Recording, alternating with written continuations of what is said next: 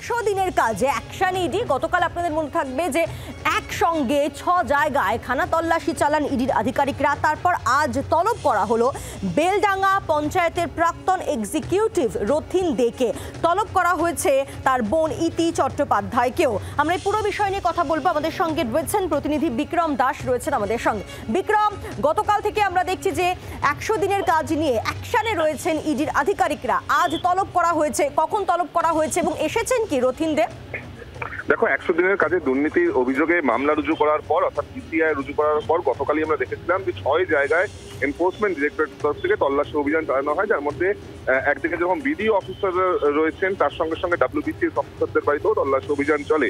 যেটা আমরা জানতে পারছি, গতকাল বেলডাঙ্গাতে পঞ্চায়েতের প্রাক্তন এক্সিকিউটিভ রথিন দে এবং তার বোন ইতি চট্টোপাধ্যায়, এই দুজনের বাড়িতে কিন্তু তল্লাশি অভিযান চালানো হয়েছিল এনফোর্সমেন্ট ডিরেক্টরেটের তরফ থেকে। সেখান থেকে বেশ কিছু গুরুত্বপূর্ণ নথিপত্র বাজেয়াপ্ত করা হয়েছিল।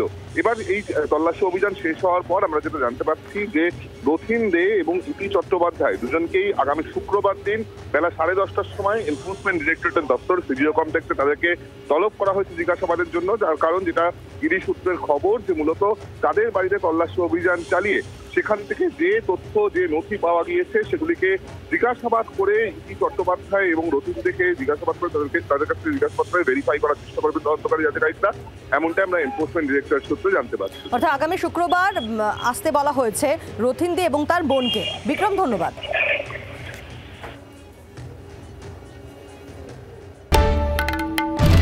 বাংলার আওয়াজ, বাঙালির আবেগ, জি 24 ঘন্টা।